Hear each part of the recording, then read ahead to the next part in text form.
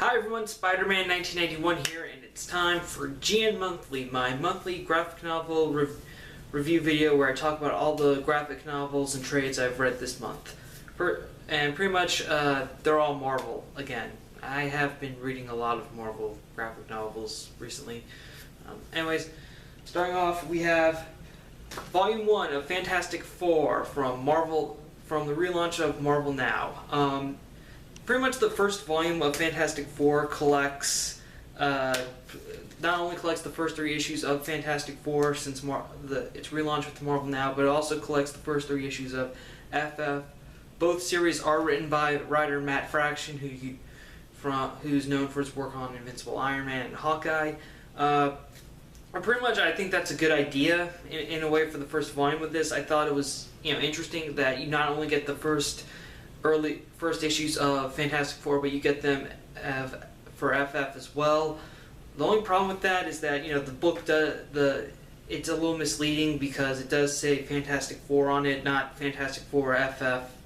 Yeah, but pretty much what happens in the graphic novel is Reed Richards discovers that the unstable molecules that gave the Fantastic Four their powers, he discovers that they're starting to break down. And it's happening with him right now.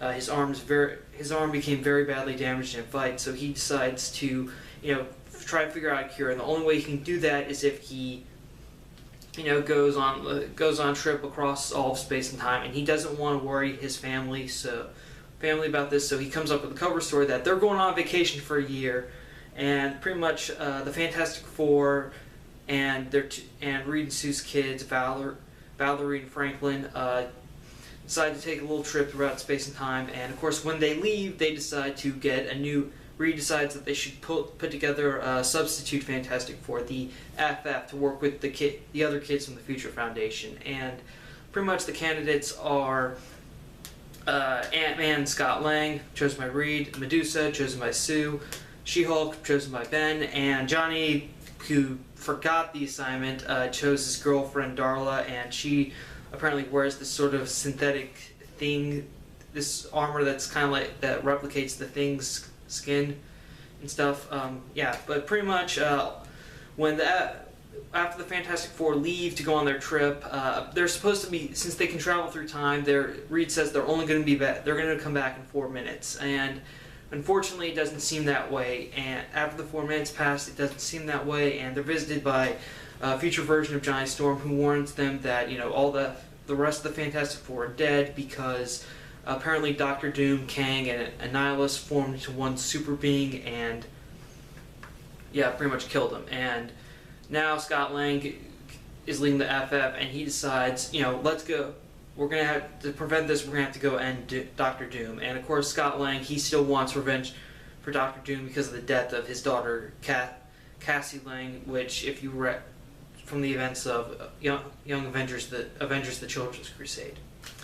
So yeah, I like this. It was a pretty. If you have been curious whether or not you want to read Fantastic Four or FF since the relaunch with Marvel Now and everything, I would say this volume is pretty great. Right now, you don't just get one series, but you get 2, and both kind of tells you what the tone is going to be for like the first couple following issues. I do like the Fantastic Four, though. I like Fantastic Four a little more than FF, so I might get So I think once the Fantastic Four Volume 2 comes out in paperback, I'm going to get that too. But yeah, still, I would definitely say this is a buy if you love the Fantastic Four. Next up, X-Men. God Loves, Man Kills. Pretty much this is the graphic novel that inspired, or actually is, the plot to X-Men 2. If you loved X-Men 2, I would definitely recommend getting God Loves, Man Kills, because it is pretty much the same story. You have William Stryker, he hates mutants, he wants to destroy them, and he does plan on using Charles Xavier's brain hooked up to a Cerebro replica to kill them all. And also the X-Men do team up with Magneto in this. So, pretty much, long story short, this is pretty much where pretty much the entire plot of X-Men 2 came from. It's a fantastic story, really brilliant. I love the dialogue between the characters, especially when they interrupt Stryker's plan when he's doing a televised when he's going on television to plan his message, and the way Katie Pryde defends Nightcrawler was amazing.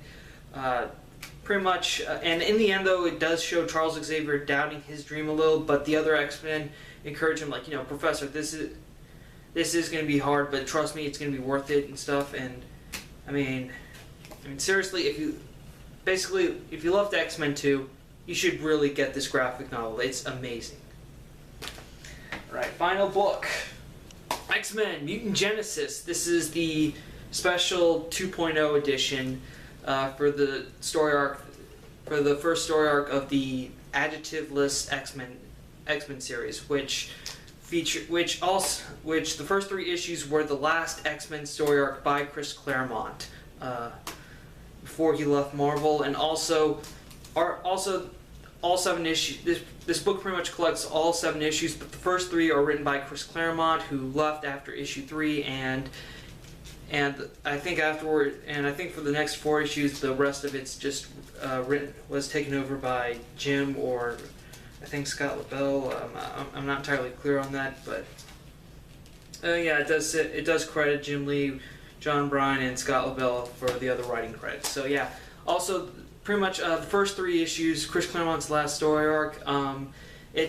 Magneto is pretty much brought back into the whole war against humans by the Acolytes, who are these mutants who hate humans as well, and they come to get Magneto onto their side, and of course Magneto agrees to lead them. The X-Men, meanwhile, this is pretty much, since the original X-Men have rejoined they were X-Factor, now they're back to being X-Men. Since they've rejoined, the X-Men have kind of split off into 2 teams. Pretty much this series follows the blue team led by Cyclops. And they go deal with Magneto. Unfortunately, they get captured, then brainwashed, and they're forced to fight the gold team. And pretty interesting stuff. Also, Magneto does learn that Moira McTaggart apparently experimented on him when for the time he was temporarily reduced to an infant. Yeah, and it's not just the first 3 issues that are interesting, but the next 4 but pretty much X-Men 4 is the first appearance by Omega Red. So if you like Omega Red, you should definitely get this book. And also, I think this might be the first appearance of Maverick, and we get some more indications about Wolverine's mysterious past and his connection to Victor Creed when Maverick recounts to himself that he, Logan, and Victor were all part of this task force, and they apparently had some trouble with Omega Red before. So, more indications about Wolverine's mysterious past.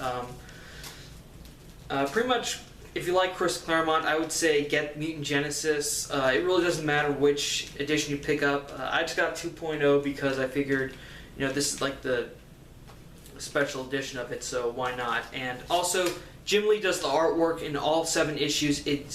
That guy is a really fantastic artist, probably one of my favorite comic book artists. Yeah, if you like Chris Claremont, you owe it to see how he ended his run on X-Men. Also, Jim Lee artwork is fantastic as always, so yeah, definitely pick this up. Yeah, so that's pretty much my GN Monthly for September 2013. Again, this was pretty short, but I had a few good books to talk about, so I'm glad about that. Thank you for watching. Thank you for subscribing to my channel. Spider-Man 1991 saying, see you later.